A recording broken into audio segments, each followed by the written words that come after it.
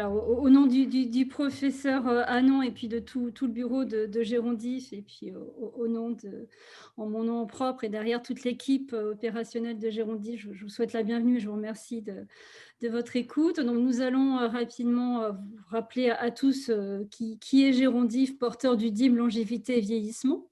Ensuite, nous passerons la parole à Sandrine Crusil, qui est directrice du département recherche et transfert de technologies au sein du Conseil régional d'Île-de-France.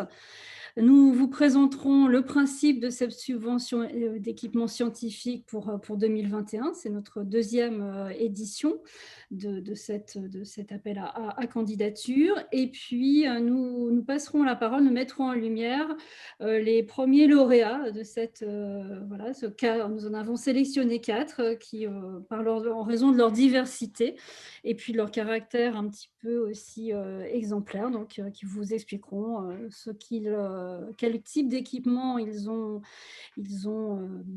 pu bénéficier, enfin de quel nous avons pu cofinancer leur projet, vous expliqueront comment ils vont l'utiliser et comment ils seront utiles à la communauté gériatrique gérontologique que nous formons. Et puis à la fin, nous passerons à vos questions parce que voilà, c'est un mécanisme qui est relativement nouveau pour nous. Slide suivante. Donc, Gérondif, qui est le porteur du domaine de longévité et vieillissement. Donc, c'est une association, pour ceux qui ne nous connaissent pas encore, qui a été créée en 2016 en tant que structure associative. C'est un projet qui avait tout de même démarré en 2014-2015 en mode de préfiguration. Nos missions, elles sont très larges. C'est vraiment de fédérer l'ensemble des professionnels qui travaillent autour de la recherche, du soin, de la formation et aussi le secteur des entreprises dites de la silver economy autour du bien vieillir. Notre objectif est bien sûr d'anticiper, d'accompagner le vieillissement et de dynamiser dans tout notre territoire la recherche et l'innovation autour de la longévité. Et puis, nous avons aussi toute une ambition qui consiste à promouvoir une image plus positive du grand âge. C'est ce qui est écrit dans nos statuts, mais c'est de l'âge, de l'avancée en âge, puisque c'est à tous les âges du vieillissement que nous souhaitons aussi nous consacrer. Et en 2017, le Conseil régional d'Île-de-France a lancé un appel à candidature en vue de labelliser certaines équipes de recherche multidisciplinaires et ayant bien sûr une actualité importante, une pertinence dans la région et qui avait aussi beaucoup d'implications en matière socio-économique dans le territoire, de déposer des dossiers. Nous avons déposé un dossier. Nous étions au début émergents puisque nous venions juste de nous créer. Donc, il fallait que le conseil scientifique de la région voie ce que nous étions capables de faire. 2 ans plus tard, nous avons soumis nos résultats et nos premières réalisations probantes à un conseil scientifique qui nous a validé domaine de plein exercice depuis 2019. Donc, cela fait 3 ans que nous sommes soutenus par le Conseil régional d'Île-de-France et que nous sommes donc le domaine d'intérêt majeur, DIM, longévité et vieillissement. Donc, c'est l'occasion de vous remercier, Sandrine Crusil, et vous qui portez derrière toute la dynamique de la région. Et notre thématique de travaux porte sur la recherche au sens très large, une recherche fondamentale, une recherche également très translationnelle. Aussi une recherche, nous soutenons la recherche faite par des paramédicaux, des kinés, des infirmières qui veulent aussi se lancer dans la recherche. Nous avons aussi toute une démarche de mesure d'impact dans le domaine de tout ce qui est innovation organisationnelle. Nous en mesurons les effets. La même méthodologie robuste mêlant approche clinique et également sciences humaines et sociales dans le domaine de l'innovation et des nouvelles technologies, tout ce qu'on appelle le domaine de la silver economy, que nous allons aussi essayer de fédérer encore plus avant dans les années qui viennent. Nous avons aussi toute une réflexion sur la formation, sur les métiers, pour essayer de développer l'attractivité des métiers et transmettre tout ce que nous savons de plus innovant dans ce domaine. Et puis, nous avons bien sûr, dans tous ces travaux, une approche éthique et nous menons aussi des questions éthiques et sociétales. Slide suivante. Donc nous avons, bénéficié vraiment de financements importants de la région Île-de-France en fonctionnement donc depuis 2019, puisque nous sommes domaine d'intérêt, majeur, et de plein droit. Nous bénéficions annuellement d'une subvention de fonctionnement de 600 000 €. Alors en 2021, pour l'instant, 450 000 € ont été votés et le delta sera soumis à l'approbation du conseil, au mois de septembre, me semble-t-il, mais nous avons inscrit cette somme prévisionnellement. En investissement, nous avons bénéficié d'une enveloppe de 600 000 € en 2019, puis en 2020 de 800 000 €. Cette année, 500 000 €, ce qui nous fait une somme, vraiment très importante pour soutenir, des projets de co-construction, ce que nous allons vous expliquer. Et cette subvention est vraiment faite, ciblée, pour des équipements scientifiques. Et en 2020, donc nous avions lancé notre premier appel à manifestation d'intérêt et c'est, 500 000 € qui ont pu être cofinancés en 2020 pour 34 dossiers de candidature que nous avons sélectionnés. Donc il nous reste, vous voyez, de l'argent encore à distribuer, donc n'hésitez pas à être ambitieux dans vos demandes. Et nous avons aussi été très sélectifs parce que voilà, derrière, c'est notre crédibilité qui est en jeu et on veut soutenir des projets qui nous semblent être d'intérêt, justement majeur pour la région. Slide suivante. Eh bien, donc je vais passer justement la parole à Sandrine Crusil, donc qui est la directrice, du département recherche et transfert de technologie au Conseil régional d'Île-de-France et vraiment je vous remercie à nouveau pour la confiance que vous nous faites en tant que jeune DIM. Merci, merci pour cette présentation et puis, je dirais merci aussi, de notre côté, en fait, à l'ensemble de l'équipe, du DIM, voilà, d'avoir piloté aussi, l'ensemble de ces projets puisque quelque part, en fait, la région délègue, sa politique, en termes de soutien à des domaines, thématiques, hein, à, des coordonnateurs. Donc, merci à Girondif et à l'équipe, en fait, aussi d'avoir, su mener à bien, en fait, ces différents projets sur, ces 5 ans. Parce qu'effectivement, il y avait les 2 années d'émergence, comme vous l'avez rappelé et puis, ces 3 années supplémentaires. Sachant qu'effectivement la présidente, les DIM ont été labellisés, les 13 DIM ont été, labellisés en 2016 pour 4 ans et 2021 est une année particulière puisque, la présidente a souhaité prolonger d'une année supplémentaire, les financements accordés, aux 13 DIM. Donc profitez-en et effectivement, comme ça a été rappelé, n'hésitez pas à être ambitieux, à porter des projets, structurants pour l'Île-de-France. En tous les cas, c'est tout le sens, des domaines d'intérêt majeur. Donc je vais vous présenter juste très rapidement, en fait, c'est des slides que vous pourrez conserver. C'est un petit peu puisque c'est, l'année, on va dire, des bilans aussi, c'est-à-dire sur les 4 années passées, qui étaient les 4 années d'exercice au départ des domaines d'intérêt majeur, comme je vous l'ai dit. En fait, l'objectif, c'est vraiment de structurer en fait, des campus et être attractif au niveau européen et international. Donc, c'est pour cela que la région accorde des financements conséquents sur des équipes pluridisciplinaires et structurées avec cet objectif de maintien de cette première place de région scientifique et de première région technologique, d'où le sujet des équipements scientifiques et des plateformes technologiques dont on va parler juste après et pendant cette réunion.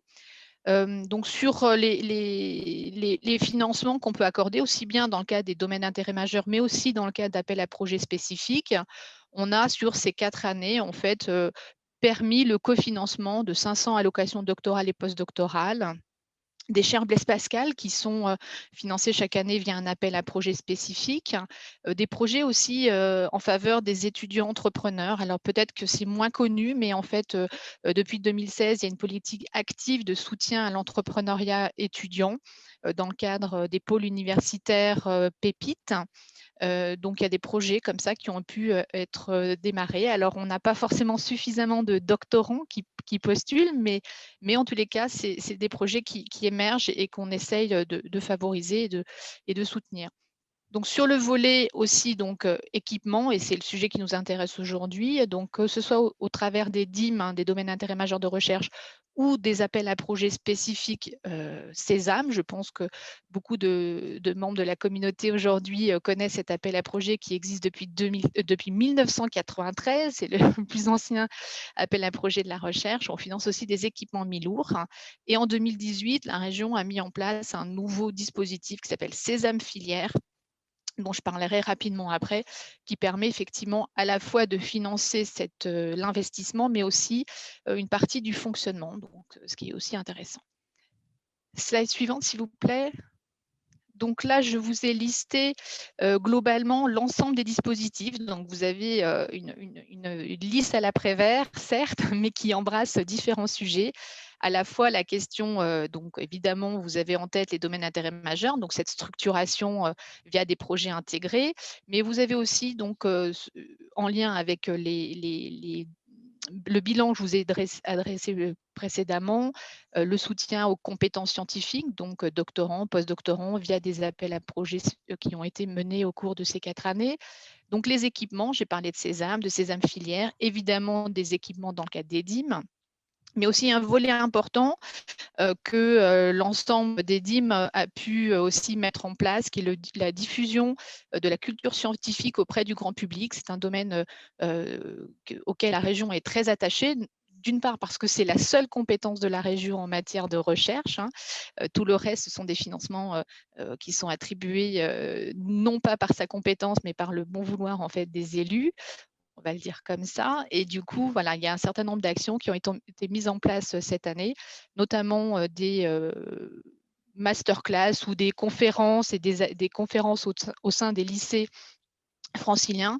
Donc, c'est l'action Parole de chercheuses et de chercheurs. Donc, il y a un certain nombre de chercheurs, en fait, de Girondif qui ont d'ailleurs été sollicités pour pouvoir effectivement faire part de leur expérience, de leur métier, de leur parcours auprès de lycéens et lycéennes franciliens. Alors évidemment, la crise n'a pas forcément aidé à la mise en place de ces ateliers, on va dire ces conférences au sein des lycées, mais il y en a un certain nombre, une quinzaine qui sont déjà tenues et en présentiel et en distanciel. Et l'objectif, c'est d'arriver à 100 d'ici l'année scolaire fin 2022. Donc voilà, donc là encore, je m'adresse à vous si on va lancer un nouveau recrutement en fait à la fois de lycée de chercheurs pour la 2e année. Donc si vous êtes intéressé, n'hésitez pas. C'est aussi important effectivement de valoriser ce que vous faites auprès des jeunes et de valoriser ces filières-là. Et puis après, on a les actions en matière d'attractivité. Voilà, slide suivante, s'il vous plaît. Les bilans concernant l'ensemble des 13 DIM, hein, donc l'ensemble des équipes de recherche intégrées dans ces différents réseaux. Et on voit bien que sur la partie équipement, on a 52 équipements mi-lourds. Alors, ah oui, alors il y a un petit bug sur la slide, mais en fait, en gros, c'est à plus de 200 000 à 300 000 euros. Le reste, c'est plutôt du petit équipement en fait, qui est financé via les DIM, mais c'est des petits équipements qui sont effectivement nécessaires au bon fonctionnement de vos équipes et de vos laboratoires. Et voilà, un gros programme aussi de financement d'emplois scientifiques, notamment aussi via un appel à projet que vous connaissez qui se tient en dehors des DIM, qui est Paris Région PhD, dont la clôture s'est achevée il y a quelques semaines. Et sur cette édition 2021, qui est la 3e, nous avons plus de 70 candidatures. Donc, généralement, on en retient une vingtaine, enfin entre 20 et 30 lauréats. Donc, on espère qu'on aura des lauréats aussi de longévité vieillissement. Autre slide, s'il vous plaît. Voilà, donc ça, je vous laisse juste pour vous, puisque ce sont des dispositifs spécifiques sur les équipements, puisque l'objet du webinaire, c'est vraiment sur les équipements. Donc, Sésame, qui ne vous est pas destiné, on va dire, cette année, puisque lorsque l'appel à projet est ouvert en ce moment, jusqu'au 7 juin, mais lorsqu'on fait partie d'un DIM, on n'a pas accès à Sésame. Voilà, parce que c'est des financements identiques qui peuvent arriver par deux biais. Et comme on délègue, comme je vous l'ai dit, l'instruction, la gestion, la sélection au DIM pour les équipements, le parcours, on va dire, que vous devez choisir pour le financement de vos équipements, c'est évidemment par le DIM. Voilà, mais évidemment, il peut y avoir des équipes que vous connaissez ou on ne sait pas ce qu'il en sera en 2022 de la nouvelle labellisation des DIM, hein, puisque, comme je l'ai dit, on arrive à la 5e année. Il va y avoir un nouvel appel à projet qui va être relancé pour une nouvelle sélection de nouveaux domaines d'intérêt majeur. Donc, à compter de, a priori, plutôt juillet, l'appel à projet serait lancé. Donc là aussi, je vous invite dès à présent à réfléchir éventuellement à la poursuite de votre DIM, si évidemment vous avez trouvé tout l'intérêt de ce réseau. Et puis, juste peut-être en teasing premier également, c'est de dire qu'on va certainement axer un peu plus la candidature et l'appel à projet domaine d'intérêt majeur sur le lien avec les entreprises, puisqu'en fait, c'était un axe nouveau qui avait été instauré en 2016 en lien avec le transfert de technologie pour pouvoir adresser à la fois les volets de recherche fondamentale vers les entreprises pour pouvoir faire ce lien. Je sais que votre réseau est déjà fortement fédératif et vous avez déjà beaucoup d'acteurs socio-économiques, hein, entreprises et acteurs associatifs, voilà, globalement.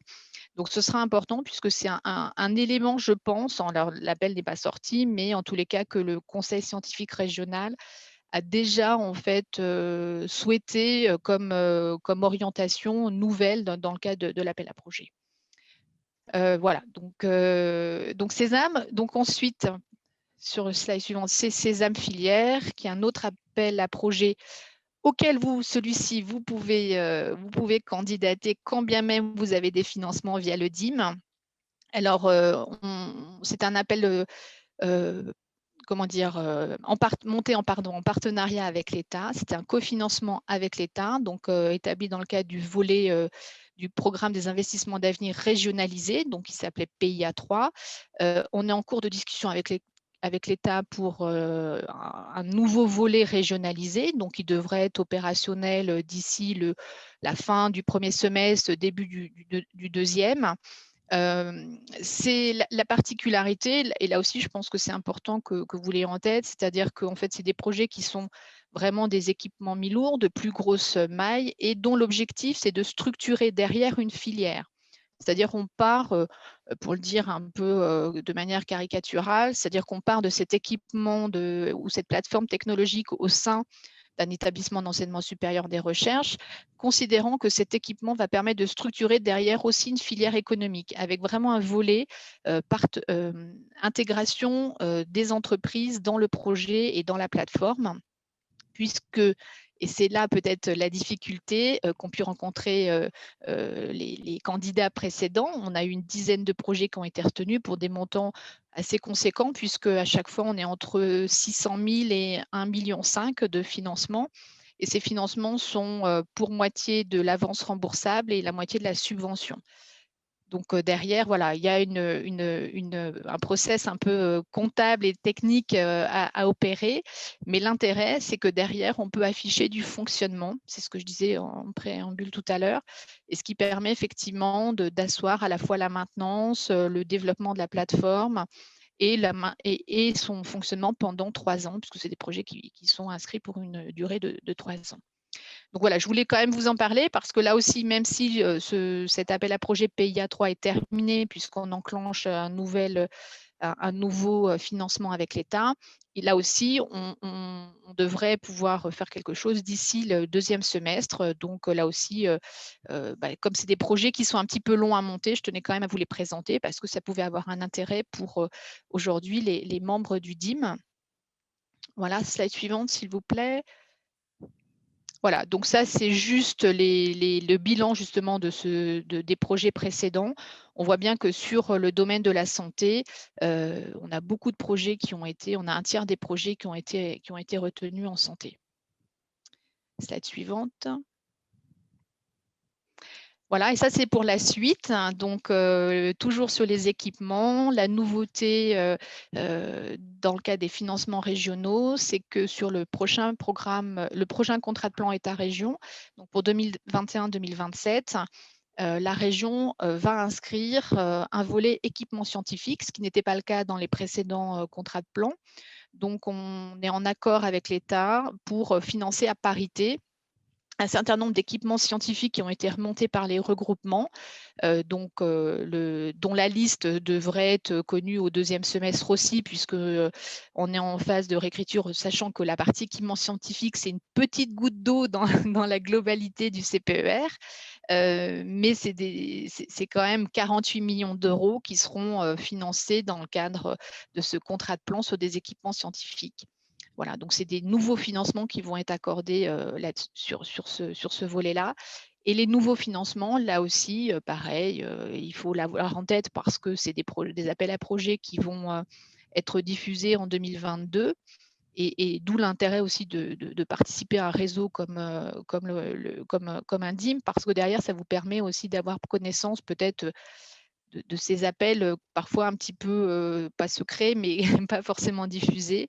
Dans le cadre du prochain programme opérationnel FEDER, on a inscrit, enfin on a souhaité pour l'instant, hein, c'est toujours en phase de rédaction, mais on a souhaité pouvoir inscrire un axe de financement sur les plateformes et les équipements scientifiques. Donc normalement, il devrait y aussi y avoir une possibilité de financement dans ce cadre-là, avec du cofinancement donc européen à compter de 2022. Voilà, donc là, c'est plutôt pour vous présenter un petit peu la suite et je crois que c'était la dernière slide, non, c'est ça? Oui, oui, alors en fait, Voilà. on a eu une question sur le sésame. Alors, Ah comme ça pardon, ne parce que concerne pas les je équipements, je me je vois pas permets peut-être, les oui, mais je me permets désolée. peut-être de vous la poser.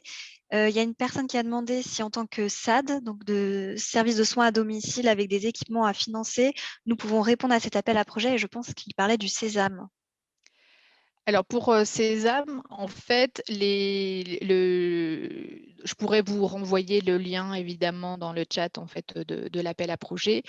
Il faut faire remonter les projets par les regroupements. C'est-à-dire qu'on a un premier filtre que sont les regroupements universitaires et des établissements, enfin ex-communs, on va les appeler comme ça, parce qu'il y a un maximum de 10 projets qui doivent être remontés par les communs. Donc c'est aux communes qui, si vous êtes dans le cas d'un regroupement, il n'y a pas de souci, ça peut remonter. Mais si vous êtes un acteur économique, c'est pas cet outil-là qu'il faut utiliser. D'accord, merci.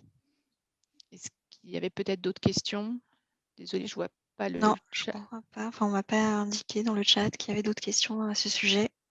Bah, Non, n'hésitez pas, je vais rester en ligne, comme ça je pourrai répondre s'il y a besoin, si des merci. questions viennent dans la suite.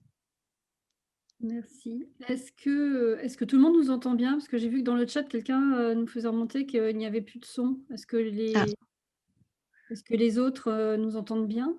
Il n'y a pas de sujet? Oui, on entend bien. D'accord.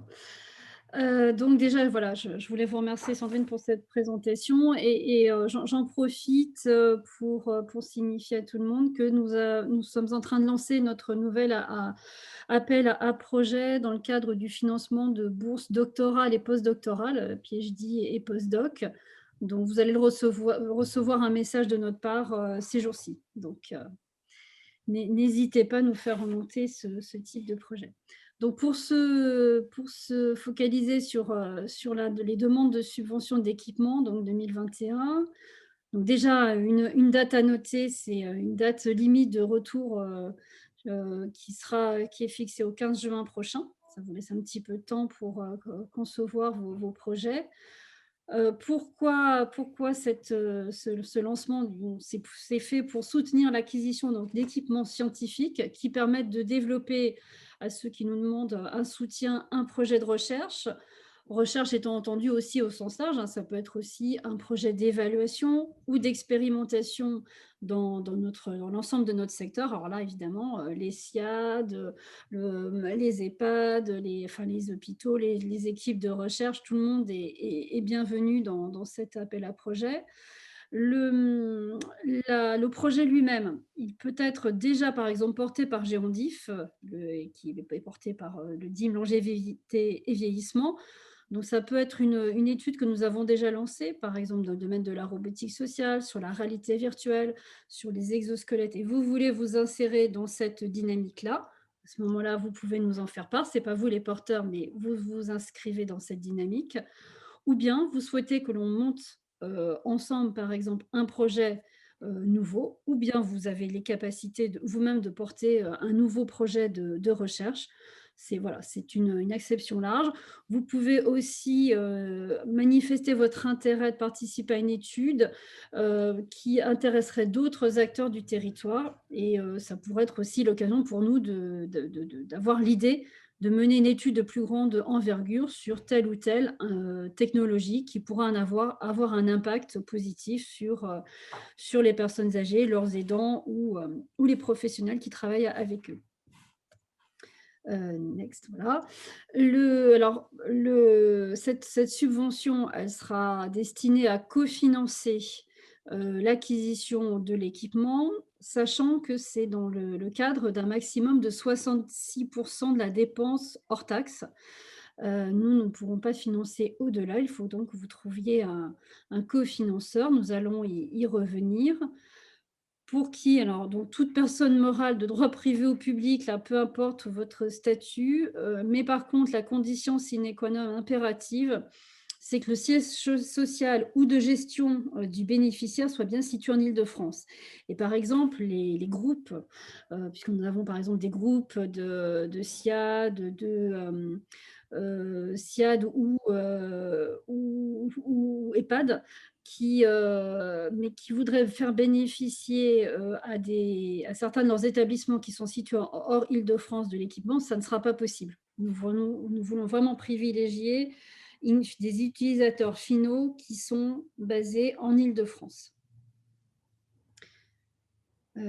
Diapositive suivante. Donc la définition de l'équipement scientifique, eh bien, c'est tout matériel, tout équipement qui sera amortissable, hein, donc ça peut être y compris des dépenses de travaux d'aménagement des locaux qui seraient nécessaires à l'installation de ces équipements scientifiques. Ça peut être l'agrandissement d'un espace pour accueillir un équipement de gros volume. Par contre, on ne peut pas prendre en considération et en charge des dépenses, soit de consommables ou de personnel qui seraient destinés à faire fonctionner, l'équipement. C'est à vous d'en assurer le fonctionnement. Donc les coûts éligibles, c'est donc, je vous le rappelle, 66% des dépenses hors taxes, ce qui veut dire que les 34% autres devront être financés par un tiers. La TVA aussi sera prise en compte par la structure qui demande. Donc, il y a plusieurs possibilités pour trouver ce cofinancement. Ça peut être la structure bénéficiaire qui cofinance l'acquisition. Dans ce cas-là, c'est assez simple. Ça peut être aussi un autre cofinanceur. Vous avez reçu une subvention d'un tiers. À ce moment-là, elle peut aussi servir dans ce cadre-là. Il peut y avoir aussi plusieurs cofinanceurs. C'est assez large.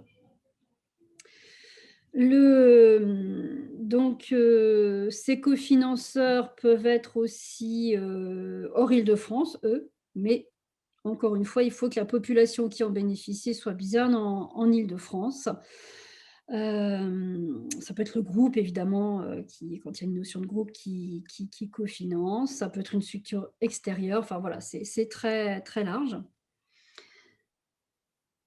Slide suivante. Alors les objectifs, on ne va pas pouvoir sélectionner tout type d'équipement. Il faut qu'ils permettent cet équipement in fine de développer la recherche, qu'elle soit clinique, biologique, en gériatrie. Donc ça, c'est vraiment conforme aux axes que nous portons dans le domaine d'intérêt majeur, longévité et vieillissement. Ça peut être également un équipement qui permettra de contribuer à valoriser la recherche dans les établissements du sanitaire, du médico-social, et dans les structures du domicile. Donc ça peut être des équipements, je pense à par exemple des échographes mobiles, des DEXA qui permettent aussi de nourrir des projets de recherche que vous menez par ailleurs, mais qui sont nécessaires et vous savez que pour les personnes âgées, c'est pas toujours facile de les transporter d'un lieu à un autre. Donc ça peut être aussi des équipements qui traditionnellement sont dans un lieu fixe, par exemple de radiologie, c'est l'exemple le plus simple, mais là qui seraient apportés au chevet ou dans la structure ou au domicile du patient qui en aurait besoin. Ces équipements peuvent permettre aussi d'initier, de développer, d'évaluer de nouveaux systèmes d'organisation et de parcours de soins. Donc ça peut être un dispositif qui va permettre de fluidifier la filière, qui va permettre de proposer des nouveaux systèmes d'organisation. Ça sera l'occasion de tester, d'évaluer la pertinence de ces équipements. L'idée étant toujours de partir d'une expérimentation qui sera ensuite diffusée à l'ensemble de notre écosystème pour éventuellement ensuite le généraliser si pertinence à utiliser ces équipements est démontrée. Ces équipements peuvent aussi permettre d'améliorer la qualité de vie au travail des professionnels et de réduire la sinistralité du secteur en expérimentant, en évaluant à chaque fois et en lançant des programmes de recherche. Grâce justement au soutien de la région Île-de-France, nous avons pu faire financer une thèse sur les exosquelettes à destination des professionnels du secteur qui a commencé à l'automne dernier et nous espérons ainsi pouvoir prévenir les TMS qui sont vraiment un facteur, enfin une cause d'arrêt maladie très importante dans notre domaine. Et nous nous disons que voilà, c'est une manière peut-être de réduire la sinistralité du domaine et de la rendre du coup plus attractive.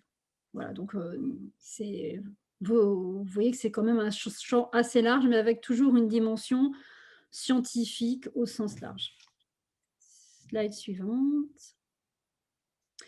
Alors, ne sont pas en revanche éligibles, c'est vrai que la première année, nous étions un peu cherchés, donc nous avions peut-être pas été assez explicites dans notre appel à projet, mais nous ne pourrons pas financer des dossiers qui porteraient sur l'achat de mobilier ou des travaux d'aménagement, sauf si ces achats de mobilier ou d'aménagement font partie d'un programme de recherche et comme je vous l'ai dit, permettent d'accueillir un équipement.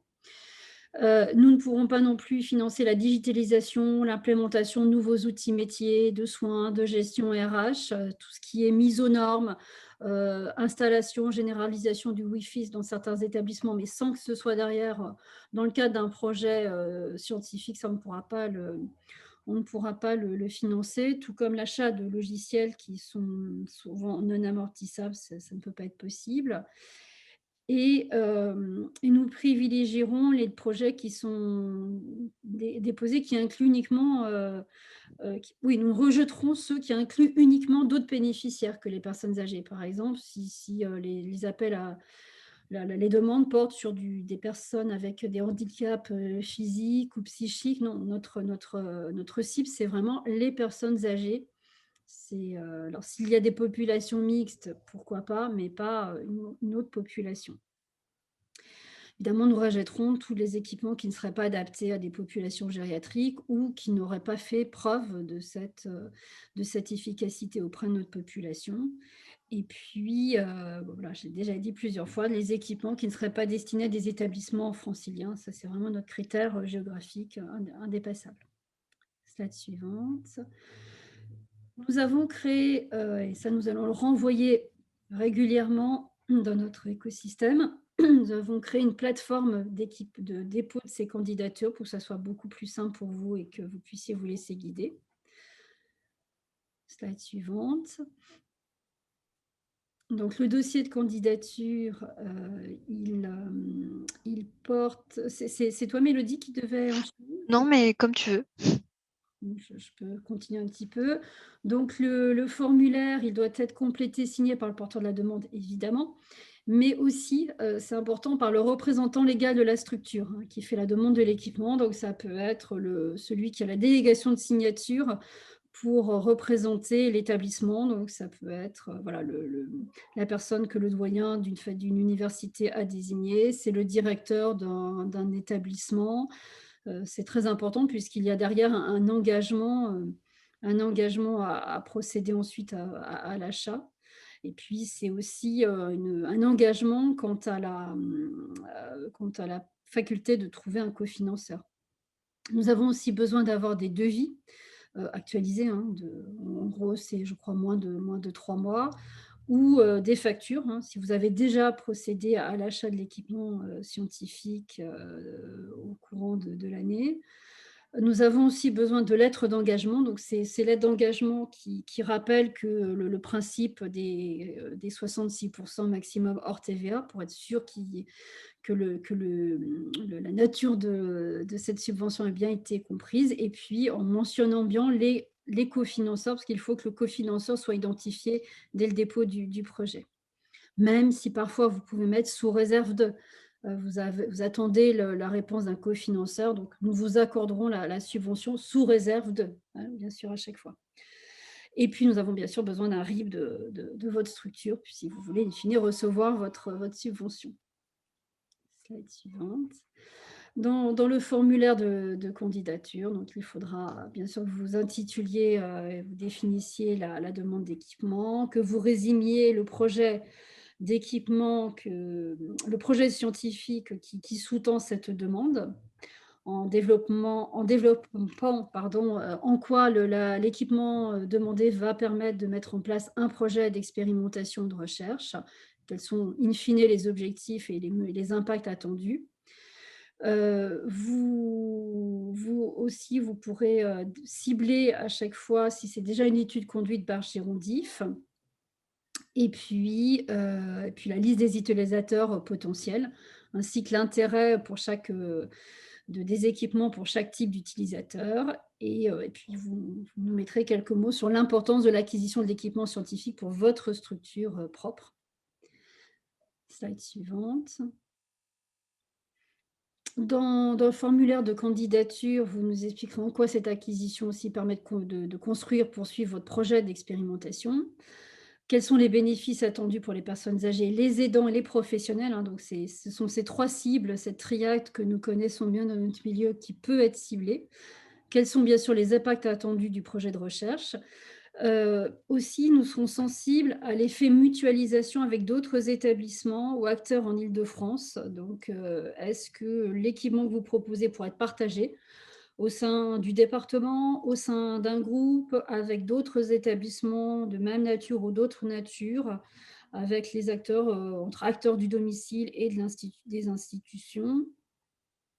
Et puis, nous souhaitons aussi savoir quelles sont vos idées pour mieux faire connaître ces équipements et leur usage aux acteurs du territoire, parce que c'est important, au-delà du soutien que nous pouvons apporter à votre projet, qui peut avoir un impact tout à fait positif, mais c'est important ensuite de le partager. Alors, c'est notre responsabilité, notre rôle aussi, de valoriser tous les travaux qui sont menés au sein de notre DIM, bien évidemment, mais vous aussi, vous pouvez peut-être nous proposer des modalités intéressantes, genre des portes ouvertes pour faire partager à d'autres collègues au sens large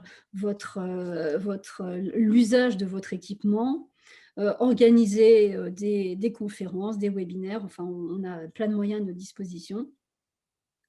L'essentiel étant qu'il y ait une diffusion, une valorisation de tous ces travaux et tous ces soutiens très largement. C'est l'intérêt du travail en réseau que nous menons grâce au soutien de la région. Slide suivante. Voilà, c'est un budget prévisionnel. Enfin, voilà, vous savez très bien remplir ces éléments-là. Chaque fois, il faudra vraiment qu'on ait aussi le montant de la TVA. Et puis, voilà, c'est classique. Et puis, donc voilà, je vous rappelle, date limite le 15 juin. Et ensuite, nous nous réunirons au sein du DIM longévité et vieillissement. Un comité ad hoc sera spécifiquement créé. C'est le président, le professeur Olivier Hanon, qui le présidera. Un membre du conseil régional d'Île-de-France sera invité. Et le comité donc, peut parfois être amené à solliciter l'avis d'experts extérieurs quand nous avons un doute sur un équipement ou si nous avons besoin d'un éclairage sur une thématique de recherche extrêmement pointue. Voilà ce que j'avais à vous dire. Maintenant, je vais passer la parole à Mélodie Montéard, qui est chef de projet Silver Economy au sein technologie innovation au sein de Gérondif, qui va vous expliquer un petit peu quelle a été la première, quels ont été les résultats du premier appel à projet que nous avons conduit en 2020-21. Mélodie, je te passe la parole. Merci. Oui, du coup, je voulais vous présenter quand même rapidement quelles ont été les structures qui ont été sélectionnées à la première édition et le type d'équipement scientifique, puisque vous devez vous poser la question. Pour rappel, on a reçu 119 dossiers à la première session et 34 ont été reçus. Parmi ces 34, on se rend compte qu'il y a une pluralité de structures qui ont été sélectionnées, à la fois des EHPAD publics, des EHPAD privés à but non lucratif, des EHPAD privés à but lucratif, des associations, SSR, SIAD, hôpitaux dont des équipes hospitalo-universitaires et des laboratoires académiques. Donc en fait, vraiment, ne vous restreignez pas. Tout type d'établissement localisé en Île-de-France peut faire la demande d'équipement à partir du moment où l'équipement scientifique reste en Île-de-France. Je voulais faire un focus aussi sur les types d'équipements scientifiques qui ont été cofinancés lors de la première édition. Donc, il y a des types d'équipements qui sont associés à des projets de Girondi. Je vais le détailler juste après, donc, notamment pour la robotique sociale et la réalité virtuelle. Mais aussi, il y a des nouveaux projets qui ont été cofinancés, notamment des projets de recherche menés à l'hôpital, menés aussi en EHPAD, donc sur différents terrains d'expérimentation. On a eu quelques projets de recherche fondamentale. Donc là, ça sera présenté plus en détail tout à l'heure par le chef de projet. Donc c'est un projet de recherche fondamentale sur les souris. Donc vraiment, c'est tout type de thématique à partir du moment où ça concerne le vieillissement peut nous intéresser. On a eu aussi des simulateurs du vieillissement qui sont des projets associés à de la formation, de l'activité physique adaptée. Donc c'est des outils d'expérimentation comme on va le voir juste après. Et on a aussi cofinancé des tablettes pour des ateliers numériques. Donc, je vais faire un focus sur ces différents types d'équipements. Les premiers, donc, c'est en robotique sociale. Donc, on a cofinancé des robots de type Paro, Nao, Zora, donc qui sont des robots sociaux, tout simplement parce que Gérondif mène une étude qui s'appelle l'étude ROSI sur justement un retour des expérimentations de l'usage des robots sociaux en établissement gériatrique. Donc, du coup, finalement, des nouveaux établissements ont pu rejoindre ROSI avec ces expérimentations et d'où ce cofinancement. C'est exactement le même mécanisme pour la réalité virtuelle. On a cofinancé des casques de réalité virtuelle de Kiné Quantum et de Lumine dans le cadre d'expérimentation pour le projet Virtuage, qui est un projet mené par Gérondif et qui vise à évaluer l'acceptabilité et l'usage de la réalité virtuelle à des fins récréatives pour Lumine et rééducatives pour Kiné Quantum. Donc encore une fois, des établissements nous ont rejoints sur cette thématique et sont devenus des terrains d'expérimentation de l'étude. Ensuite, en ce qui concerne les équipements scientifiques pour la recherche à l'hôpital, alors vous voyez, les dispositifs sont assez différents, enfin les équipements sont assez variés. Donc, on a cofinancé des appareils d'échographie, des pistes de marche, donc des outils de mesure. On a aussi cofinancé des imprimantes 3D. Là, c'était pour un GHU qui voulait mettre en place des outils personnalisés pour les personnes âgées. On a aussi un assistant virtuel intelligent évolutif qui est le Totem Spoon et qui va être installé et expérimenté à l'accueil d'un hôpital. Et on a aussi des dispositifs d'électromyographie. Donc, vraiment, tout type d'équipement avec une expérimentation ou un projet de recherche mené à l'hôpital.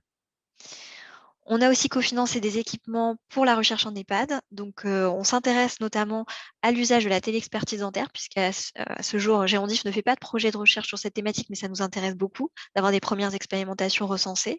De même, pour les capteurs de chute, tout capteur de chute ou même autre capteur peut nous intéresser à partir du moment où il y a une expérimentation associée. Ça peut être un capteur de chute entre guillemets simple comme mentorage, mais ça peut être aussi un capteur associé à de la détection des compensations cardiaques, respiratoires, tout type de détection qui paraît pas abouti ou en tout cas qui nécessite une expérimentation avant d'être bien instauré sur le terrain. On a aussi cofinancé des équipements d'Abilicare, donc c'est des outils de mesure pour la recherche. Et là, en l'occurrence, ça concerne un projet qui vise à mesurer la marche de personnes âgées pour prévenir la chute. Donc encore une fois, une diversité de thématiques. En recherche fondamentale, donc ça va vous être détaillé un peu plus loin dans la présentation. On a cofinancé des équipements d'exercice de marche et de détecteurs de pression in vivo pour rats. Donc, les projets de recherche fondamentale sont éligibles. Encore une fois, il faut que ça concerne le vieillissement et que le laboratoire d'accueil soit localisé en Île-de-France. On a aussi du cofinancement pour des simulateurs du vieillissement. Là, c'est dans le cadre de formation sur le vieillissement. Donc, c'est des costumes de simulation du grand âge qui permettent de s'immerger dans la peau d'une personne âgée. Donc, ce sont des expérimentations qui sont aussi éligibles pour cet appel à candidature. Pour l'activité physique adaptée, on a cofinancé des outils qui n'ont pas encore fait totalement leurs preuves, en tout cas, qui nous intéressent d'avoir des retours d'expérimentation. Donc, il s'agissait des entraîneurs thérapeutiques et expérimentation de packs d'activité physique adaptée pour le pack Silverfit et l'entraîneur TerraTrainer Tigo. Donc, encore une fois, tout terrain peut être un terrain d'expérimentation. Et si vous souhaitez tester un outil avant de l'implémenter, c'est éligible. Et enfin, pour des ateliers d'accompagnement de personnes âgées au numérique, on a cofinancé des tablettes. On sait que les personnes âgées débutantes ont besoin d'un accompagnement spécifique et il faut expérimenter justement ces ateliers pour les accompagner au mieux et leur permettre d'accéder au numérique. Alors, cette liste d'équipements, elle n'est pas exhaustive, hein. L'idée, c'est pas de vous dire il faut présenter ça pour être cofinancé, mais c'est pour vous donner une idée de ce qui a été cofinancé et qui était éligible. Je vais maintenant laisser la parole à des intervenants qui sont des dossiers qui ont été reçus lors de la première édition de notre appel à candidature. Et on va commencer par l'intervention de Kiyoka Kinugawa. Kiyoka, je te laisse la parole. Merci beaucoup. Donc, merci encore pour le soutien de Gérondif et de la région Île-de-France. Donc, je vais vous présenter mon projet. Donc, moi, je suis médecin à l'hôpital Charlefoix, qui est un hôpital universitaire entièrement gériatrique. Peut-être le slide d'après, s'il vous plaît. De la PHP Sorbonne Université, et je travaille donc aux explorations fonctionnelles. Et je m'intéresse du coup à développer des outils diagnostiques, mais en tout cas des méthodes innovantes et non invasives pour les personnes âgées, des explorations. Slide suivant. Alors, je m'intéresse notamment donc au vieillissement musculaire. Peut-être que certains d'entre vous, vous avez peut-être entendu parler de la sarcopénie, qui est du coup une maladie du muscle où il y a une perte de la masse, donc de la quantité du muscle, mais également de la qualité du muscle et notamment une perte de la force et de la performance physique. Et comme vous savez tous, l'appareil locomoteur et musculaire est important pour pouvoir garder une mobilité. Et dans la littérature scientifique, on sait que les patients qui présentent une sarcopénie ont des comorbidités, une mortalité plus importante par la suite, notamment par des chutes, etc. L'objectif, c'est qu'actuellement, par exemple, pour pouvoir explorer le muscle, on a besoin des appareils parfois compliqués d'accès. Par exemple, Madame Dufour avait parlé de la DEXA pour pouvoir avoir la masse musculaire qui se trouve dans les centres de radiologie. Et du coup, je me suis focalisée sur une technologie d'électromyogramme de surface à haute définition que j'ai découvert avec la collaboration avec des ingénieurs de l'Université technologique de Compiègne. Cette technologie, malheureusement, actuellement, elle est utilisée que pour la recherche et il n'y a pas encore d'application clinique. Et donc, je me suis associée avec eux pour développer des applications cliniques de cette technologie qui est du coup non invasive et je pense qu'il y a vraiment beaucoup de potentiel. À travers donc, cette technologie, j'ai pu déposer des projets, par exemple le projet Chronos qui a été financé par l'Europe, par UT Health, dont l'objectif était d'évaluer l'âge des muscles. L'idée, c'était de voir, par exemple, avant d'atteindre la sarcopénie, eh bien, dans le processus du vieillissement, il doit y avoir un état un peu musculaire fragile.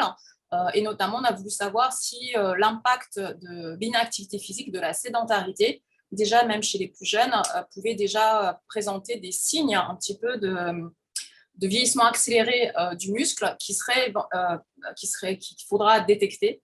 Et d'après nos résultats, en tout cas de ce projet-là, l'article est en soumission, on a montré que l'inactivité physique avait bien un impact, mais que malheureusement la DEXA ou l'échographie musculaire n'étaient pas assez sensibles pour pouvoir le détecter et que cette technologie, en tout cas, a montré que c'était détectable déjà même chez les plus jeunes. Nous avons un deuxième projet de cette technologie, IPRESM, qui a été financé par le CERS Innovation, la PHP et la Fondation de l'Avenir. Et l'idée, c'était de voir si après une fracture du col du fémur, on ne sait pas encore tous les facteurs de pourquoi certains patients âgés arrivent à complètement récupérer leur état de marche et d'autres moins bien, etc. Et en collaboration avec les unités périopératoires gériatriques de la PHP, dont le professeur Jacques Baudin, qui fait partie d'un des auditeurs, nous sommes en train de voir si on peut déterminer une signature musculaire intrinsèque du patient qui permettra un petit peu de faire un profiling des patients et adapter plus tard et personnaliser, par exemple, la prise en charge du kiné, le nombre de fréquences de séances et l'intensité, par exemple. Et donc, j'ai déposé cette demande de financement d'équipement tout simplement parce qu'actuellement, j'ai qu'un seul appareil d'électromyogramme de surface à haute définition qui est prêté par le laboratoire de l'Université technologique de Compiègne. Et comme vous pouvez le voir, j'ai aussi d'autres idées d'applications cliniques et pour pouvoir développer d'autres projets donc collaboratifs, j'ai besoin d'avoir d'autres appareils et donc j'ai eu beaucoup de soutien du DIM pour acheter. Donc, j'ai demandé deux autres équipements et l'idée, c'est justement déjà faire montrer que cette technologie a vraiment un potentiel clinique. Donc, d'abord, à viser de recherche translationnelle à ingénierie. Donc, bien sûr, il y aura des étudiants, des techniciens de recherche clinique, des ingénieurs. Et plus tard, justement, si je peux avancer dans des essais, par exemple, interventionnels. Il y aura aussi l'implication des médecins, et notamment des médecins gériatres, mais aussi des médecins rééducateurs et des kinésithérapeutes qui pourraient tout à fait trouver une utilité pour cette technologie. Et à terme, si on arrive à mettre au point, notamment avec les ingénieurs, le logiciel qui permet de dire, bon, bah voilà, à partir de ces signaux musculaires, on a tel âge du muscle, ou par exemple, si on a la sarcopénie, ou par exemple dire que ce muscle est fragile, etc. Plus tard, avoir une utilisation auprès des médecins, mais aussi tout personnel paramédicaux, les kinésithérapeutes, les infirmiers, psychomotriciens, etc., pour pouvoir proposer une prise en charge personnalisée des personnes âgées, mais aussi plus tard, pourquoi pas, des industriels pharmaceutiques qui peuvent trouver un intérêt pour cet outil qui est du coup non invasif et portable, pour pouvoir tester leur éventuel médicament contre la sarcopénie. Donc, vous avez le coût de l'équipement, donc avec un cofinancement d'un budget qui est géré par la PHP. Et slide suivant, je ne sais plus s'il y a autre chose. Et plus tard, donc voilà, si on arrive à montrer et développer tous ces logiciels diagnostiques de cette technologie, donc vous avez compris, on a cette technologie qui est déjà marquée CE, et il ne manque plus que les logiciels et les applications cliniques pour pouvoir l'utiliser vraiment en routine clinique. Donc, plus tard, donc à la portée des personnes âgées, mais aussi les aidants et les professionnels pour tout ce qui est prise en charge. Donc, j'espère pouvoir donc, du coup accompagner, améliorer le vieillissement musculaire sain, le healthy aging, et développer aussi des stratégies préventives pour pouvoir lutter contre la sarcopénie et ne pas attendre forcément cet état pathologique. Et donc, à court terme, donc, grâce à l'acquisition de ces équipements, c'est de développer donc, des projets collaboratifs ensemble sur la région parisienne avec les différents établissements. Merci beaucoup. Merci Kyoka. Je vais laisser la parole du coup à Vanessa Monotoli, qui est directrice générale du SIAD-ACEP. Bonjour. Donc moi, je vais intervenir dans le cadre de la mise en place du FOC Paro, mais sur notre service à domicile. À savoir que donc notre association existe depuis 30 ans. ACEP signifie Association pour la création d'équipements pilotes pour personnes âgées. Donc, forcément, le gérondif a du sens pour nous. Sur notre EHPAD de 193 lits, spécialement orienté sur la maladie d'Alzheimer, on a déjà 2 FOC Paro en utilisation auprès de nos résidents. Et forcément, on a intégré déjà dans ce dispositif nos soignants du SIAD, puisqu'on essaie d'assurer une continuité de prise en charge entre l'entrée en EHPAD ou en hébergement temporaire et la prise en charge au domicile. Donc aujourd'hui, l'idée et notre appel à projet est de pouvoir faire bénéficier de ce robot les patients âgés que l'on prend en charge encore à leur domicile. Donc, la dynamique et l'objectif, c'est de pouvoir, pour le coup, continuer à préserver le plus longtemps possible les personnes âgées à domicile, puisque parfois, on va commencer à s'interroger sur une entrée en EHPAD quand le patient à domicile va être dans l'opposition sur la prise en charge de soins, sur la prise de médicaments, sur la toilette. Or, nous, on sait déjà, de par l'utilisation du FOC au sein de l'EHPAD, que le FOC va permettre de faire une toilette sans opposition, va permettre de décontracter le résident et ne plus avoir trop de contractions musculaires sur les toilettes, mais va aussi aider sur la prise des médicaments, l'accompagnement et le retour aussi d'une autonomie à la toilette. Voilà sur les premiers éléments. Voilà. Donc, effectivement, on est là dans le cadre d'un test pluridisciplinaire, puisque aussi bien sur l'EHPAD que sur le SIAD, dans nos équipes, on a des psychologues, des soignants et des infirmiers. Donc, le travail va aussi pouvoir se faire avec nos psychologues au sein du SIAD, sur des résidents pour lesquels il n'y a plus de communication, les échanges deviennent difficiles. Nous, on se rend compte sur l'EHPAD que la mise en relation, la communication, l'échange, la stimulation sensorielle et cognitive avec ce robot va permettre à des patients au SIAD d'exprimer de la joie, de la tristesse, des sentiments, mais aussi de communiquer avec cet animal comme ils pourraient le faire avec leur famille. Donc, les objectifs sont ceux que vous voyez sur le SIAD, hein, stimuler déjà la cognition et la sensorialité, parce que le domicile fait qu'on a un épuisement des aidants, donc parfois le raccourci est de ne plus stimuler et de faire à la place. Donc on veut pouvoir continuer ces stimulations toujours au domicile, retarder encore une fois une institutionnalisation, diminuer les troubles pour faciliter la prise en charge et apaiser, et effectivement contribuer à un bien-être physique et psychologique. Nous, sur l'EHPAD, principalement dans nos unités d'hébergement renforcé, les UHR, on s'est rendu compte que l'utilisation aussi du PHOC diminuait les traitements médicamenteux. Pour beaucoup de nos résidents, c'est un accompagnement du soir qui calme beaucoup les angoisses nocturnes et qui va permettre à nos résidents de s'endormir et de s'apaiser, pour lequel, du coup, on ne donne pas le traitement pour dormir. Donc, ça fait partie, nous, des objectifs au sein de notre établissement, ça fait partie de notre charte, d'être dans une diminution maximale des traitements médicamenteux pour éviter la iatrogénie et puis pour se passer de ce qui n'est pas fondamental.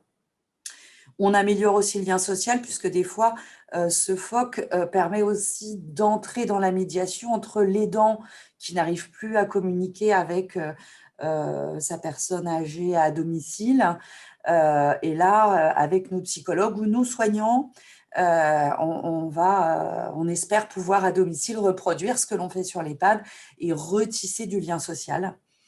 Et puis voilà, ça permet aussi pour les soignants d'arriver à apporter les soins en apaisement et pas en conflit. On a des résidents qui ont des angoisses sur la toilette, donc qui s'opposent, qui ne comprennent pas.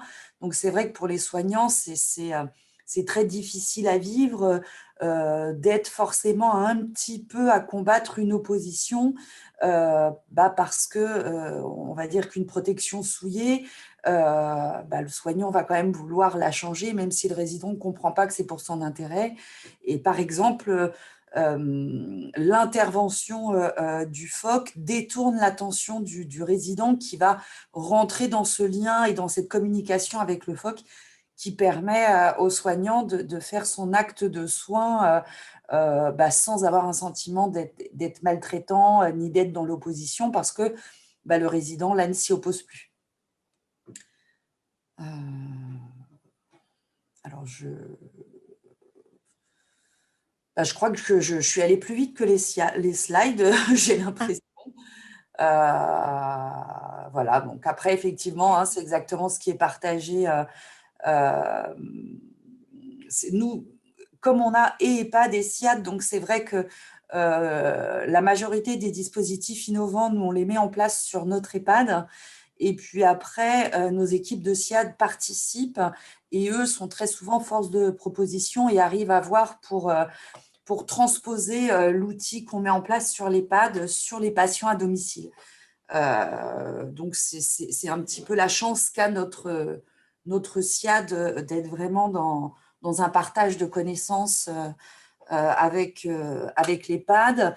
Un des autres objectifs qu'on va partager aussi, nous, c'est de pouvoir faire connaître ce PHOC Paro à nos partenaires du SIAD, puisqu'on travaille beaucoup avec les CCAS des communes. Et l'idée va aussi être d'intégrer le personnel des SAD et des CCAS qui ont des prises en charge communes avec certains de nos patients, nous, SIAD, à la découverte de cet outil qui peut-être aussi, pour eux, pourrait, sur en tout cas notre commune, être aussi déployé sur les SAD et le CCAS. Donc, on veut aussi faire participer le personnel communal à la découverte de cet outil. Est-ce que je peux passer? Tout Je à pense fait. que oui, voilà, vous avez Plus de- déjà présenté tout ça, hein, il me semble. Voilà, l'humeur, le niveau de stress. Oui, alors voilà, comme on avait sur les pattes des utilisations, pour ceux qui ne connaissent pas, j'ai mis quelques photos où on ne voit pas trop les visages des résidents, mais voilà, il faut savoir que le principe du phoque n'a pas été choisi par hasard, hein. Ce n'est pas le chien et le chat que vous pouvez voir sur d'autres dispositifs. L'intérêt du phoque, c'est qu'on est sur une forme de goutte d'eau qui est aussi une forme extrêmement apaisante et qu'on peut vraiment lever dans son corps et revenir aussi sur un peu une position fétale quand on manipule ce gentil petit animal. Merci. Est-ce que c'était bon? Je vois que l'heure tourne et on a pris du retard. Désolée. Non, mais c'est pas c'est pas de votre fait, mais est-ce que je pense que en fait tout a été dit. Oui, tout à fait. Voilà. Donc merci pour votre intervention. Merci. On va passer du coup à Émilie Broyard pour ADEF Résidence. Oui, bonjour à tous. Donc, Émilie Broyard, directrice de la qualité, hygiène, sécurité au sein d'ADEF Résidence. Alors, quelques mots sur l'association avant de vous présenter notre projet. Donc, une association à but non lucratif, gestionnaire d'établissements médico-sociaux et sanitaires dans toute la France et avec une implantation notamment en Île-de-France. Donc, on a porté le projet d'acquisition de casques de réalité virtuelle associé à un projet de recherche porté par Gérondif. Donc, l'association, via son siège social, a centralisé la demande de subvention et présenté ce projet pour 4 EHPAD d'Île-de-France. Donc, la Maison du Grand Chêne à Comble-la-Ville, la Maison du Cèdre Bleu à Saint-Pierre-du-Perret, la Maison des Clématites à Corbeil-Essonnes, la Maison de la Châtaigneraie à Leuville-sur-Orge. Donc, vous voyez entre parenthèses les dates de création des structures et puis le nombre de lits pour chaque structure. Donc, au-delà du siège social qui a porté cette demande, au sein de chaque structure, les porteurs de projets sont notamment les équipes paramédicales et particulièrement les psychologues et les psychomotriciens, et puis les directeurs d'établissement. Alors du coup, je vous indiquais que ce projet d'acquisition de casques de réalité virtuelle est associé à un projet de recherche porté par Gérondif.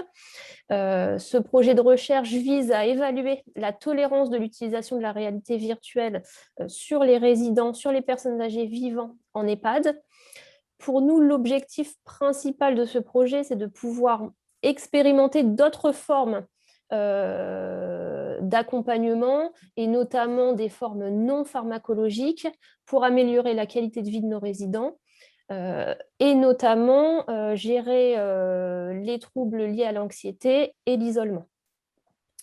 Donc, la recherche va permettre de mesurer et d'évaluer les cybermalaises qui peuvent apparaître après les séances de réalité virtuelle.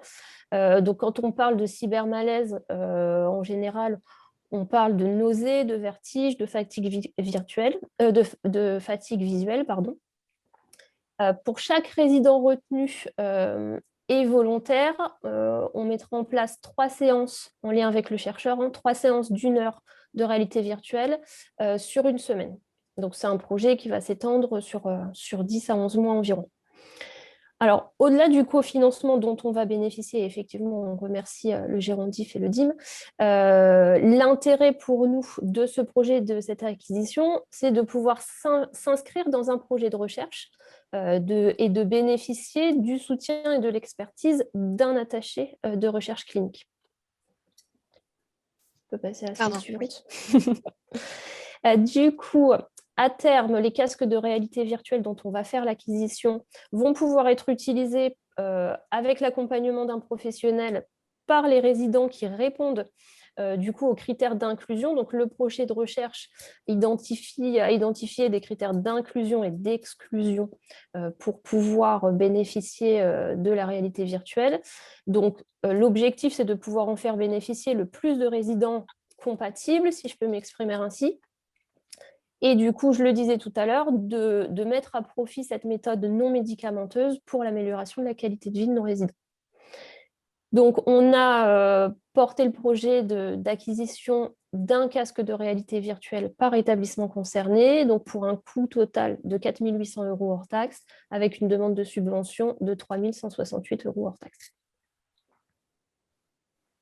Alors, du coup, les impacts attendus de cet équipement et de ce projet de recherche, d'abord pour les résidents.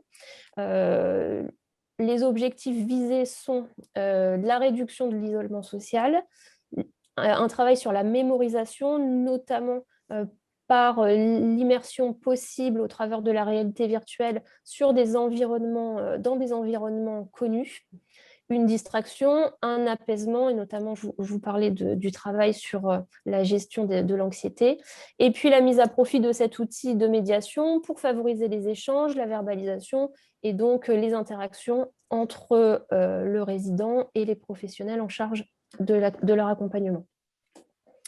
Pour les professionnels, le bénéfice, c'est de pouvoir bénéficier d'un support de médiation complémentaire, de médiation thérapeutique complémentaire dans le cadre de l'accompagnement thérapeutique et social des résidents.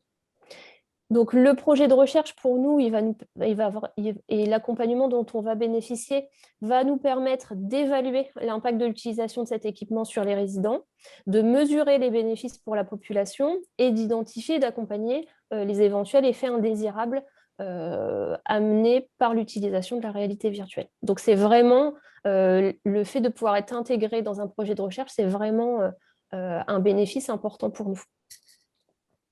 Voilà, je vous remercie. Merci beaucoup.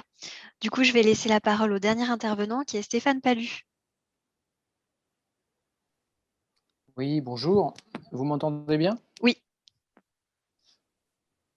Donc bonjour et merci. Merci à Gérondif tout d'abord et à la région Île-de-France. Et puis comme je suis un universitaire, même si elle est peut-être partie, je vais féliciter Madame la professeure Kinigawa, parce que c'est clair qu'un poste de professeur, c'est toujours un challenge pour y parvenir. Alors moi, je remercie, oui, vraiment la région Centre et Gérondif de m'avoir donné l'opportunité d'obtenir ce financement. Donc, vous pouvez passer à la diapositive suivante. Alors moi, c'est un programme de recherche fondamentale que je défends. Je travaille dans un laboratoire qui est situé pas loin géographiquement de la gare de l'Est, dans les locaux de la faculté de médecine. Et c'est le laboratoire B3OA qui est dirigé par Hervé Petite, qui est un laboratoire dédié à la biologie, la bioingénierie et la bioimagerie ostéo-articulaire. Donc, c'est une équipe assez disparate, constituée de chercheurs, de biologistes, d'enseignants-chercheurs, de chirurgiens orthopédiques, de chirurgiens dentistes, de rhumatologues, de radiologues, également de vétérinaires, dont une tutelle qui est l'École nationale vétérinaire de Maisons-Alfort. Donc, c'est une équipe qui comprend 35 permanents et voilà. Et donc, on a la tutelle à la fois CNRS et la tutelle INSERM. Donc, moi, je suis Stéphane Palu, je suis maître de conférence. Alors, moi, au risque de vous surprendre et de passer pour un petit délinquant, je suis un maître de conférence de l'Université d'Orléans, mais néanmoins, je suis rattaché à l'Université de Paris pour mon activité de recherche. Donc, mes enseignements ont lieu à Orléans, mais ma recherche se passe à Paris. Donc, j'ai 46 ans et ma spécialité, moi, c'est l'imagerie cellulaire et moléculaire appliquée au contexte physiopathologique ostéo-articulaire. Et également, je m'intéresse beaucoup depuis une dizaine d'années à l'intérêt de l'exercice physique dans des modèles rongeurs. Donc, mon projet, moi, vise à étudier l'impact de l'exercice physique, comme Mélodie l'a présenté tout à l'heure, sur des caractéristiques multi-échelles du tissu osseux, et en particulier également sur certaines cellules progénitrices du tissu osseux. Et moi, je m'intéresse également à l'impact que cet exercice physique peut avoir sur la réparation, sur la cicatrisation, si vous voulez, de défauts osseux que l'on appelle défauts osseux de taille non critique, donc qui sont des défauts qui peuvent être assurés sur des os longs, hein, comme le fémur, comme le tibia, comme le radius, l'humérus par exemple. Et mon modèle choisi est un modèle de vieillissement, à savoir le modèle RA. Alors, c'est RA, hein, c'est pas souris, c'est RA. C'est le modèle RA ostéoporotique. Alors, je m'intéresse depuis, il n'y a pas de souci, Mélodie, il n'y a pas de souci. Je m'intéresse depuis plusieurs années aux différents modèles d'exercice physique et notamment appliqués sur les modèles rongeurs. Et en fait, la littérature a été très longtemps assez disparate. Il n'y a pas eu énormément d'études sur l'impact des différents protocoles d'exercice et des études de comparaison de ces différents protocoles d'exercice physique sur le tissu osseux chez le rat et en particulier chez le rat âgé. C'est juste récemment, mon équipe a travaillé sur une synthèse de ces protocoles d'exercice physique et d'entraînement. Et donc, on s'est rendu compte que certains protocoles en particulier, et en l'occurrence, il s'agit pour les rats tout âge ostéoporotiques, des protocoles de course intermittents et de protocoles de saut qui peuvent avoir un intérêt plus intéressant que d'autres protocoles d'exercice, comme le sont par exemple la nage ou l'utilisation de tapis vibrants comme modalité. Voilà, on s'est rendu compte que certaines modalités avaient un intérêt plus intéressant pour la cicatrisation et également pour la qualité osseuse. Sauf que pour avoir des informations intéressantes, il nous faut avoir des outils qui jusqu'à présent n'existaient pas. C'est-à-dire que les outils d'évaluation de la qualité osseuse passent par des paramètres qui caractérisent l'histologie, qui caractérisent les cellules osseuses, qui caractérisent, vous avez parlé tout à l'heure de DXA, donc qui caractérisent des paramètres de densitométrie, mais également de micro-architecture osseuse, donc des paramètres qui nécessitent des outils rayons X, 2D ou 3D. Mais il faut aussi avoir des outils qui caractérisent la biomécanique osseuse. Et il s'avère que récemment, la société AD Instruments a mis en œuvre des paramètres de biomécanique osseuse. Donc, on peut évaluer grâce à des capteurs. Vous pouvez passer, Mélodie, à la diapositive suivante, s'il vous plaît. Merci, Mélodie. On peut évaluer. Alors, vous êtes allé. Oui, voilà, c'est bien, Mélodie, c'est bien. On peut évaluer grâce à des dispositifs de mesure de pression mécanique in vivo les modulations de pression sur le tissu osseux directement après implantation chirurgicale. On peut avoir une information en fréquence, on peut avoir une information sur des paramètres physiques mécaniques sur directement les os longs de nos rats. On va assujettir nos rats ostéoporotiques et des animaux ostéoporotiques et âgés. Donc, on ne va pas pouvoir leur infliger des protocoles de course intermittente rapide qu'on peut pratiquer sur des animaux d'âge inférieur, mais il s'avère que cette variation de fréquence peut avoir un intérêt physiologique. Alors, je vous ai listé ici les différents collègues du laboratoire qui vont travailler avec moi, parce qu'on a d'autres thématiques. Hein. On travaille sur des problématiques liées au disque intervertébral, on travaille également sur des thématiques liées à des problématiques de cicatrisation osseuse dans le cadre du contexte du diabète de type 2. Voilà. Donc, globalement, grâce à Gérondif et à la région Centre, on va avoir un financement, comme vous le voyez sous les yeux, qui va être à hauteur donc, de 34 000 € hors taxe. Et donc, ça va être le CNRS et l'INSERM qui vont financer le restant. Mélodie, est-ce que je ne sais plus si c'est… Ah oui, on peut voir la dernière diapositive. Pour un résident volontaire, s'il vous plaît. Oui, je viens de le passer. passer. À la dernière diapositive. Ah, la dernière, pardon, celle-ci. Merci, Mélodie. Donc voilà. Y a pas de mal. Voilà, pour montrer un effet visuel, en fait, on va oui, bon, c'était, excusez-moi, c'était l'avant-dernière en fait, mais c'est pas grave. Ah, donc celle-ci. Sur l'avant-dernière, en fait, voilà, merci Mélodie. Sur l'avant-dernière diapositive, vous avez sur la gauche les tapis roulants d'exercice physique qu'on va utiliser donc, dans une fonctionnalité marche rapide chez des rats âgés ostéoporotiques.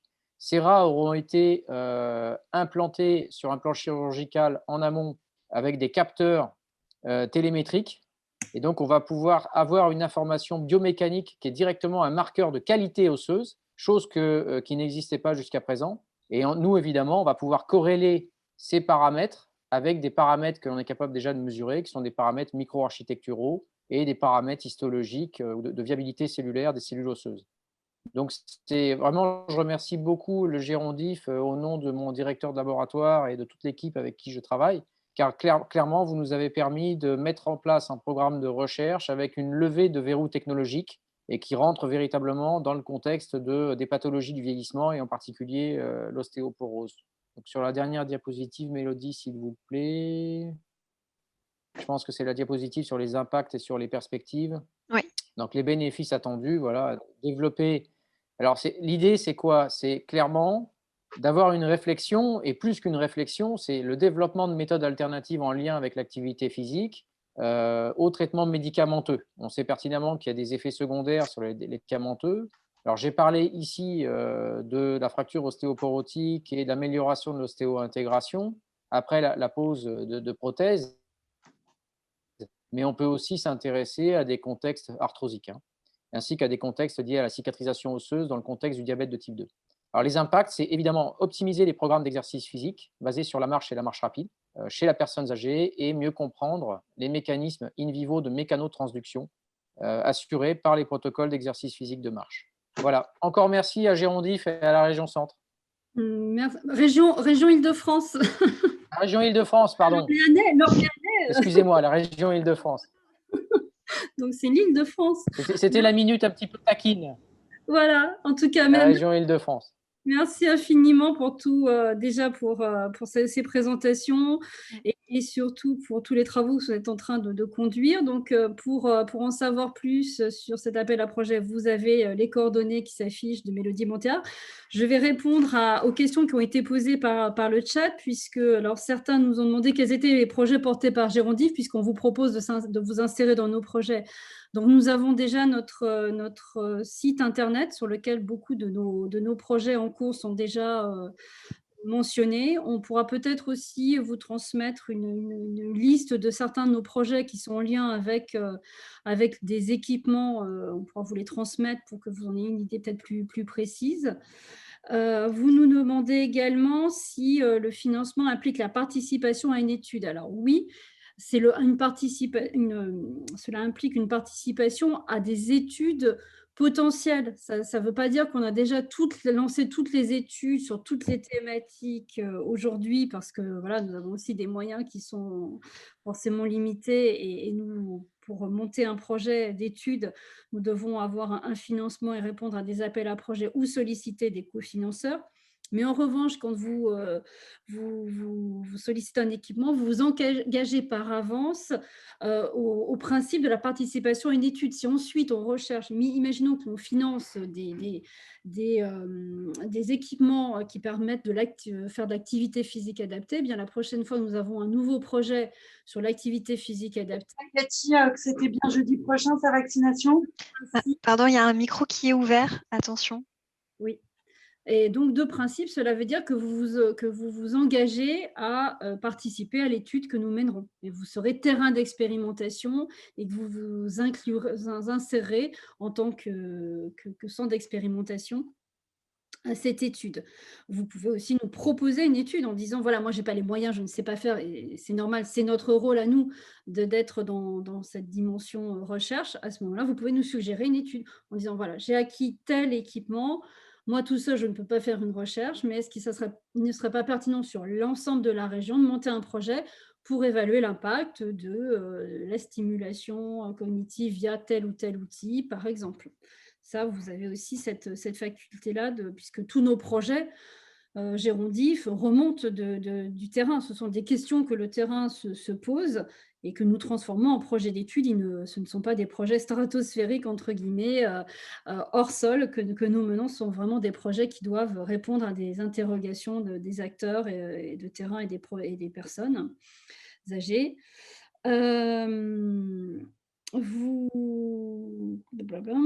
Oui, il y avait une autre question. Existe-t-il des événements de mise en relation entre des structures à la recherche d'équipements et des structures pouvant proposer des solutions? Donc, alors l'idéal, c'est plutôt que l'on fasse de façon inverse parce que vraiment notre domaine d'intérêt majeur est très vaste et plutôt que faire un événement général, ça serait plutôt revenez vers nous si vous avez un besoin spécifique identifié et nous, on fera la recherche. Soit nous connaissons déjà un nombre important de sociétés et on vous dira, ben voilà, telle et telle société peuvent vous répondre à votre besoin. Ou alors, on ira les chercher, faire une recherche. Pour ce faire, nous avons quand même des appuis. Nous avons Silver Valley notamment, qui est un cluster et qui nous permet de toucher un nombre important d'entreprises, y compris de nouvelles entreprises qui sont en phase, par exemple, d'incubation, qui sont encore et qui pourraient aussi répondre à votre besoin. Donc voilà, nous sommes là pour faire la médiation, l'intermédiaire plutôt exactement entre vos besoins et les acteurs de la silver economy au sens large. Y a-t-il d'autres questions? Oui, il y avait une autre question. Les équipements financés devront-ils nécessairement être utilisés en 2022? Je pense à des projets qui seraient lancés en 2023 et qui souhaiteraient anticiper l'acquisition de leurs équipements de recherche. Oui, de mémoire, nous avons 6 années pour demander le remboursement des sommes à la région. Donc, vous pouvez tout à fait anticiper. Et donc, des projets 2023 seront tout à fait acceptés. Ça sera bien sûr, c'est aux porteurs de projets de faire l'avance du financement, puisque nous remboursons uniquement sur la base de factures. Donc, vous pouvez tout à fait anticiper vos besoins sur 2023, voire sur 2024. Après, ça sera un accord de principe, bien sûr, sous réserve de l'acquisition finale de l'équipement. Et avez-vous d'autres questions en direct peut-être à nous poser ou Oui. pas? On a une autre question dans le chat qui dit qu'ils comprennent qu'on ne finance pas le temps humain, mais qui demande si Gérondif peut mettre en lien avec des intervenants compétents, comme par exemple des formateurs à l'utilisation des costumes de vieillissement. Alors, sur le costume de vieillissement, précisément, notre équipe, nous, en interne, est capable de former des formateurs. Donc, C'était ça, c'est ma question en fait, pardon. d'accord. Il me semblait que vous aviez les compétences en interne. Alors déjà, nous avons déjà la capacité de vous prêter des costumes. Donc ça, c'est un premier élément de réponse. Avant de vous lancer dans cette acquisition, déjà, on peut vous proposer de les tester, ces costumes. On vous présentera aussi la méthodologie qui est employée. Donc, nous avons une médecin gériatre qui peut proposer cette formation. Et notre idée, parce que nous-mêmes, nous ne pouvons pas former tous les acteurs de la région, bien évidemment, nous-mêmes, mais ce que nous nous proposons de faire, c'est de former des formateurs relais dans vos... C'est ça l'idée, ouais. À ce moment-là, après, vous devenez autonome, soit en empruntant nos costumes, soit en acquérant vous-même. Et à ce moment-là, on peut vous conseiller parce qu'il y a un costume de base, mais il y a aussi des accessoires qui sont plus ou moins utiles. Et ça, on peut aussi vous fournir ce conseil. Reprenez contact avec nous et on vous répondra bien volontiers. En fait, je ne me suis pas présentée. Marie Pépin, je travaille à Ambroise Paré en gériatrie, donc on vous les a déjà empruntés avec le docteur Moulias. Mais oui, bien Voilà. sûr. Mais oui, tout à fait. Oui. Donc, on sait que c'est formidable. Oui. C'est très puissant. Oui. Est-ce que quelqu'un veut poser une dernière question en prenant la parole? Il nous reste encore 2 minutes. En tous les cas, n'hésitez pas à revenir vers nous, vers Mélodie qui est la, entre guillemets, pardon, Mélodie, la porte d'entrée dans le bon sens. C'est ça. N'hésitez pas. Et la compétence ressource à solliciter par mail, par téléphone aussi. Voilà, je suis joignable sur plusieurs, Ne outils. vous freinez pas, puisque nous avons quand même des sommes importantes. Vous voyez, nous finançons bien des demandes à 3 000 € que des demandes à 20 000 €. Ça peut même être plus. Nous avons un projet dans le domaine de la biologie qui serait partagé avec l'ensemble du territoire qui est sur plusieurs centaines de milliers d'euros. Enfin, il n'y a pas de petits équipements à nos yeux. Enfin, il n'y a pas de projet. Il y a une question de Stéphane Palu. Oui, allez-y, je vous en prie. Ouais, j'ai une question. Est-ce que sur le moyen long terme, vous n'envisageriez pas de faire un congrès justement sur l'aspect scientifique, recherche, parce que ça pourrait être... Si on sort de cette période formidable que nous vivons actuellement à cause du Covid, Est-ce qu'un congrès scientifique en lien avec tout ce que fait Girondif, ça pourrait être quelque chose qui pourrait être envisagé? Parce que ça pourrait être intéressant en termes d'interaction. Alors, tous les ans, nous, depuis 2000, la première session, c'était 2018, nous organisions annuellement des journées scientifiques, justement. Alors, bon, visiblement, vous n'étiez pas informés, donc à nous de communiquer Non. encore plus largement. Mais D'accord. nous avions organisé une journée scientifique qui s'était déroulée au ministère de la Santé. Nous l'avons fait en 2018, 2019. En 2020, nous pensions le faire à l'automne. Ça n'a pas été possible. C'était au mois de novembre, début novembre. Alors, nous étions tous contents. D'accord, d'accord. Nous l'avons transformé Alors, selon... effectivement, oui, peut-être, faudrait peut-être avoir un peu plus de publicité parce que c'est très intéressant, ça. Nous allons vous rajouter dans notre liste de destinataires, en effet. On communique jamais assez. Pourtant, l'équipe com fait beaucoup de travaux, mais voilà, je vois qu'on peut encore plus communiquer. Et nous l'avons transformé, cette journée scientifique, cette année, en 3 séries de webinaires qui se sont déroulés au mois de mars dernier. D'accord. Notre objectif en 2020, sur le second semestre 2021, parce qu'on table sur encore des difficultés à nous réunir dans une grande salle, nous allons tous les mois organiser un webinaire sur une thématique scientifique. Et notre objectif, ça va être de communiquer, certes, au cours d'une journée. Alors, on espère que début 2022, nous pourrons le faire en physique parce que c'est très important de pouvoir se rencontrer aussi, échanger. On sait très bien qu'il y a des projets qui naissent autour de la machine à café. Mais à défaut, on fera plus régulièrement des webinaires, justement pour mettre en lumière tous les travaux scientifiques qui sont faits dans notre cercle.